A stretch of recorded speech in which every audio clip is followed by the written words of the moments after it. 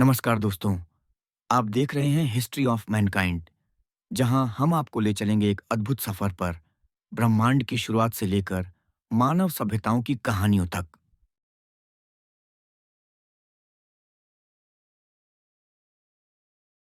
Carboniferous काल के प्रचुर जीवन के बाद शुष्क और कटु युगों का एक विशाल चक्र आया।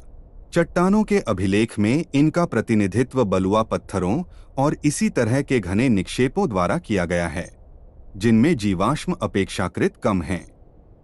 दुनिया के तापमान में व्यापक उतार चढ़ाव आया और हिमनदीय शीत के लंबे दौर आए।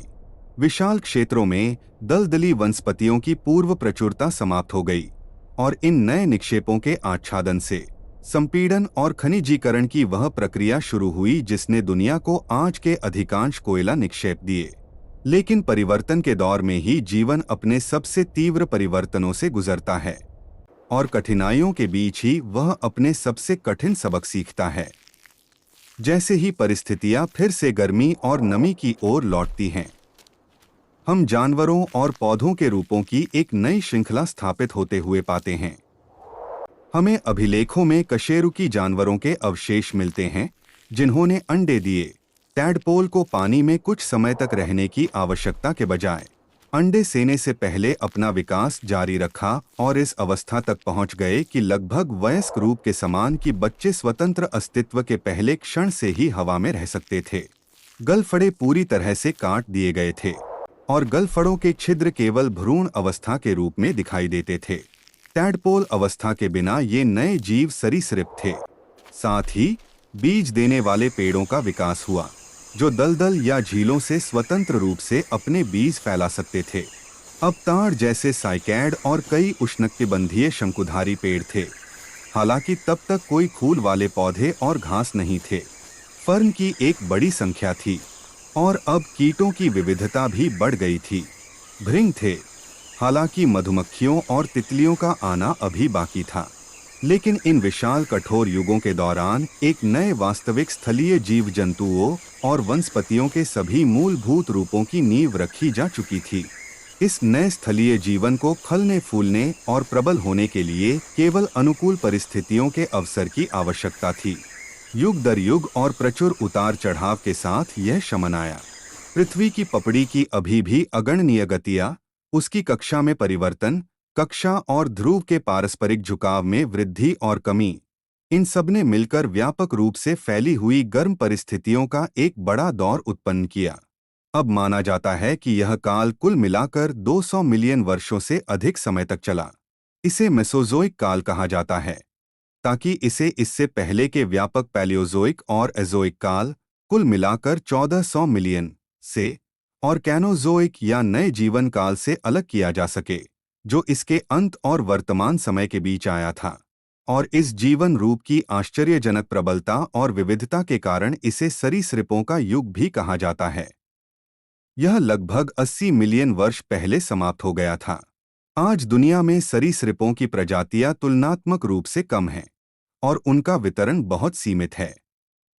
यह सच है कि वे उभयचरों के क्रम के उन कुछ जीवित सदस्यों की तुलना में अधिक विविध हैं, जिन्होंने कभी कार्बनिफेरस काल में दुनिया पर राज किया था। हमारे पास अभी भी सांप, कछुए और कछुवी, चेलोनिया, मगरमच्छ और छिपकलियां हैं। बिना किसी अपवाद के, ये ऐसे जीव हैं जिन्हें साल भर गर्मी की आवश्यकता होती है। वे ठंड बर्दाश्त नहीं कर सकते और ये संभव है कि मेसोजोइक के सभी सरीसृप प्राणियों को एक ही सीमा का सामना करना पड़ा हो। यह एक हॉटहाउस जीव था, जो हॉटहाउस वनस्पतियों के बीच रहता था। इसने कोई पाला सहन नहीं किया, लेकिन दुनिया ने कम से कम एक वास्तविक शुष्क भूमि जीव और वनस्पति प्राप्त कर ली थी, जो पृथ्वी पर जीवन के पिछले उत्कर्ष काल के कीचड़ और दलदल जीव और वनस्पति से अलग थी। अब हम जिन सरीसृपों को जानते हैं वे सभी उस समय कहीं अधिक प्रचुर मात्रा में थे। बड़े कछुए और कछुई, बड़े मगरमच्छ और कई छिपकलियां और सांप। लेकिन इसके अलावा कई अद्भुत जीव थे जो अब पृथ्वी से पूरी तरह से लुप्त हो गए हैं। डायनासोर नामक जीवों की एक विशाल विविधता थी।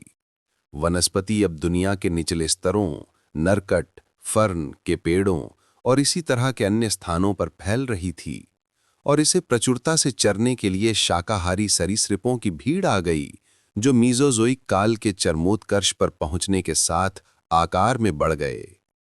इनमें से कुछ जानवर आकार में अब तक जीवित रहे किसी भी अन्य भूमि जानवरों से बड़े थे। वे व्हेल जितने बड़े थे। उदाहरण के लिए डिप्लोडोकस कार्नेगी थूथुन से पूंछ तक 84 फीट लंबा था। गिगेंटोसारस इससे भी बड़ा था। इसकी ऊंचाई 100 फुट थी।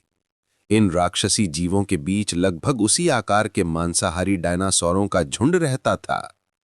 इनमें से एक टायरेनोसारस का वर्णन कई किताबों में सरीसृपों की भयावहता के चरम के रूप में किया गया है।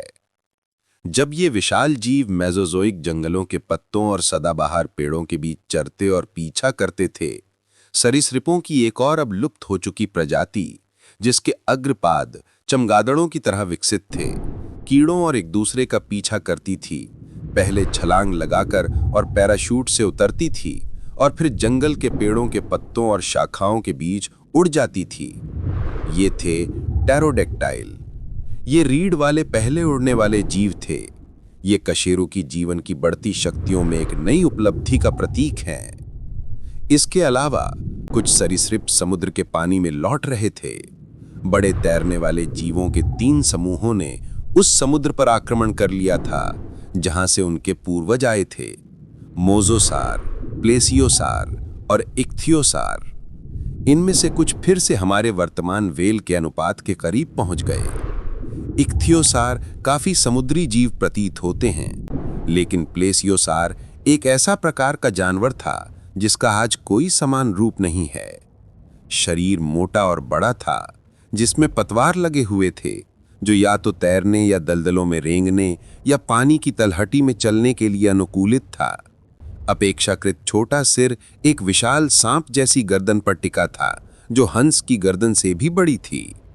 प्लेसियोसॉर या तो तैरता था और पानी के नीचे भोजन ढूंढता और हंस की तरह खाता था, या फिर पानी के नीचे छिपकर गुजरते हुए मछली या जानवर को नोचता था। मेसोजोइक युग में स्थलीय जीवन का यही प्रभुत्व था। हमारे मानवीय मानदंडों के अनुसार ये अपने से पहले किसी भी चीज से कहीं आगे था। इसने आकार, सीमा, शक्ति और गतिविधि में बड़े और जैसा कि लोग कहते हैं दुनिया ने पहले जो कुछ भी देखा था उससे कहीं ज्यादा जीवंत स्थलीय जानवरों को जन्म दिया था। समुद्रों में ऐसी कोई प्रगति नहीं हुई थी, बल्कि जीवन के नए रूपों का एक बड़ा प्रसार हुआ था। छिछले समुद्रों में स्क्विड जैसे जीवों की एक विशाल विविधता, जिनके कक्षीय आवरण थे, मुख्यतः कुंडलित, छिछले समुद्रों में दिखाई दिए थे, जिन्हें अमोनी कहा जाता था। पैलियोजोइक सागरों में इनके पूर्वजों की थे, लेकिन अब ये उनका मनोरम युग था। आज इनका कोई भी अवशेष नहीं बचा है। इनका सबसे करीबी रिश्तेदार मोतीनुमा नॉटिलस है, जो उष्णकटिबंधीय वनों में पाया जाता है, और अब तक प्रचलित प्लेटनुमा और दांतनुमा आवरण की तुलना में हल्के और महीन शल्कों वाली एक नई और अधिक प्रचुर मछली प्रजाति समुद्रों और नदियों में प्रमुख बन गई और तब से बनी हुई है।